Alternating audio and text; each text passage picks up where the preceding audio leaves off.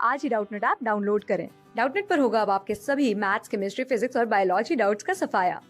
बस अपने क्वेश्चन की फोटो खींचो, उसे क्रॉप करो और तुरंत वीडियो सोल्यूशन पाओ। Download now. हेलो एवरीवन, यहाँ हमारे पास क्वेश्चन दिया हुआ है। Total number of stereo isomer of the compound 2,4 dichloroheptane are. So यहाँ हमारे पास एक कंपाउंड दिया हुआ है 2,4 डाइक्लोरोहेप्टेन। इस कंपाउंड के यहाँ पे कितने total number of stereo isomer generate होंगे वो हमें यहाँ पे बताना है, जिसके लिए 4 ऑप्शन हमारे पास दिए हुए हैं। तो सबसे पहले हमारे पास जो कंपाउंड दिया हुआ है 2,4 डाइक्लोरोहेप्टेन, इसका अगर हम यहाँ पे स्ट्रक्चर कंसिडर करें तो इसके अंदर हमारे पास 7 कार्बन एटम की चेन होती है।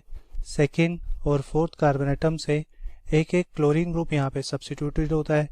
तो ये हमारा यहाँ पे 2,4 डाइक्लोरोहेप्टेन कंपाउंड का स्ट्रक्चर हो जाता है।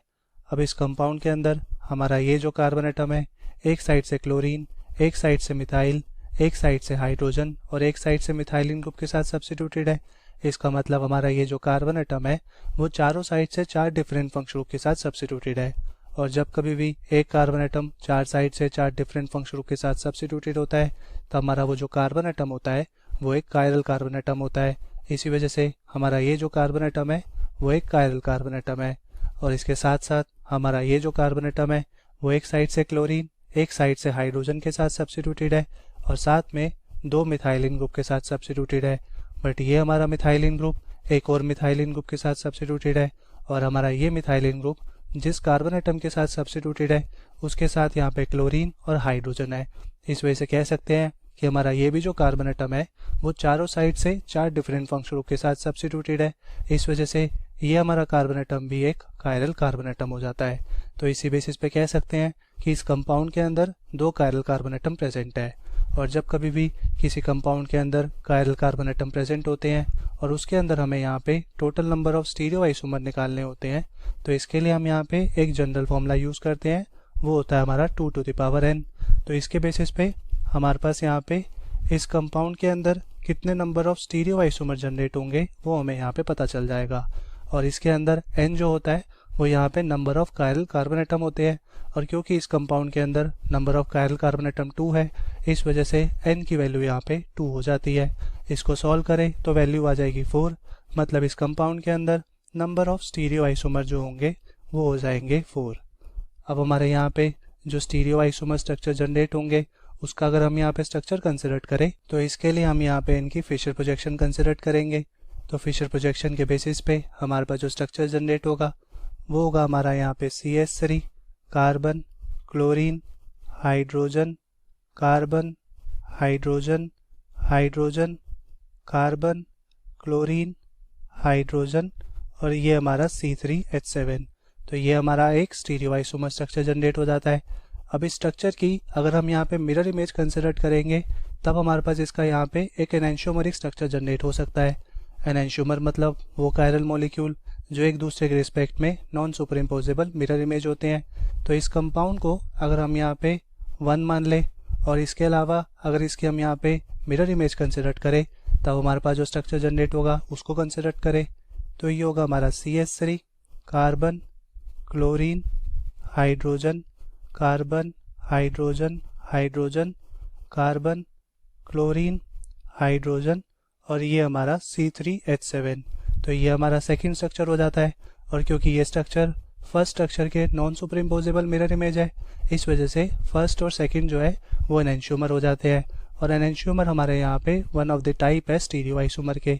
इसके अलावा हमारे पास जो यहाँ पे स्टीरियो आइसोमर स्ट्रक्चर जनरेट हो सकता है उसको अगर हम यहाँ कंसिडर करें तो ये होगा हमारा CH3 कार्बन, यहाँ पे रखते हैं क्लोरीन, यहाँ रखेंगे हाइड्रोजन, ये हमारा कार्बन, हाइड्रोजन, हाइड्रोजन, कार्बन। अब क्लोरीन को हम यहाँ पे लेफ्ट में रखते हैं और हाइड्रोजन को राइट में रखते हैं, ये हमारा C3H7। तो ये हमारा यहाँ पे थर्ड स्ट्रक्चर जनरेट हो जाता है।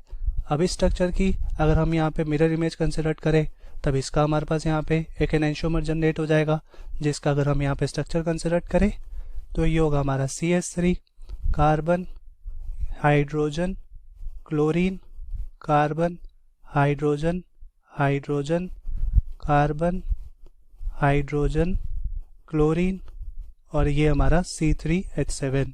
तो ये हमारा यहाँ पे फोर्थ स्ट्रक्चर जनरेट हो जाता है। अब फोर्थ स्ट्रक्चर जो जनरेट हुआ वो नॉन सुपरइम्पोजेबल मिरर इमेज है थर्ड स्ट्रक्चर के, इस वजह से थर्ड और फोर्थ हमारे यहाँ पे एक दूसरे के एनेंशियोमर है। तो अगर हम यहाँ पे डिस्कस करें, फर्स्ट और सेकंड जो है वो हमारे यहाँ पे एनेंशियोमर है।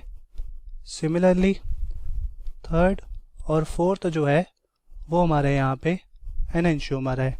और इसके अलावा हमारे जो यहाँ पे फर्स्ट और थर्ड जो है वो यहाँ पे एक दूसरे के डायस्टीरियोमर है।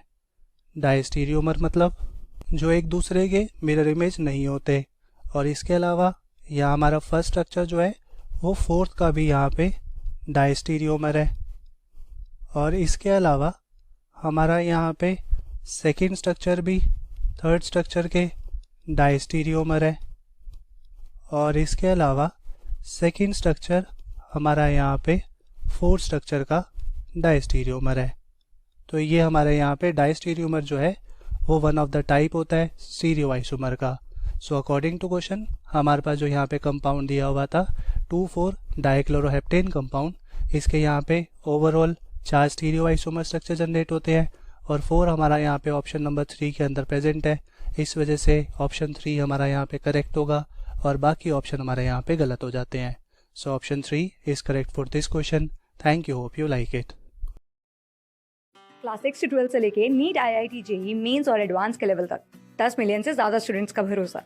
आज ही डाउनलोड करें डाउटनेट ऐप या व्हाट्सएप कीजिए अपने डाउट्स 8400 400 400 पर।